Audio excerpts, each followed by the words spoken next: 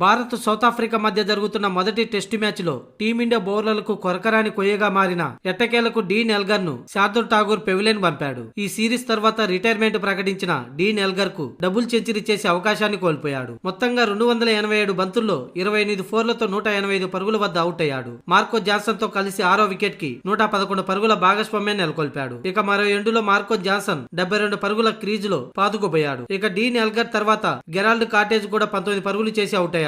మొత్తంగా south Africa మూడో రోజు తొలి సెషన్ లో 2 వికెట్లను కోల్పోయింది. ప్రస్తుతం లంచ్ బ్రేక్ సమయానికి 7 వికెట్లు కోల్పోయి 392 పరుగులు చేసింది. అంటే సౌత్ ఆఫ్రికా మొదటి ఇన్నింగ్స్ లో 147 పరుగుల లీడ్ లో ఉంది. ఇక ఈ మ్యాచ్ టీమిండియా గెలవాలంటే ఖచ్చితంగా మరో 10-20 పరుగుల్లోపే మిగతా వికెట్లను కోల్పోయేలా చేయాలి. ఆ తర్వాత బ్యాటింగ్ లో రెండో ఇన్నింగ్స్ లో 500-600 పరుగులు చేస్తేనే గెలిచే అవకాశాలు ఉంటాయి. లేకుంటే వానదేవుడే కాపాడాలి.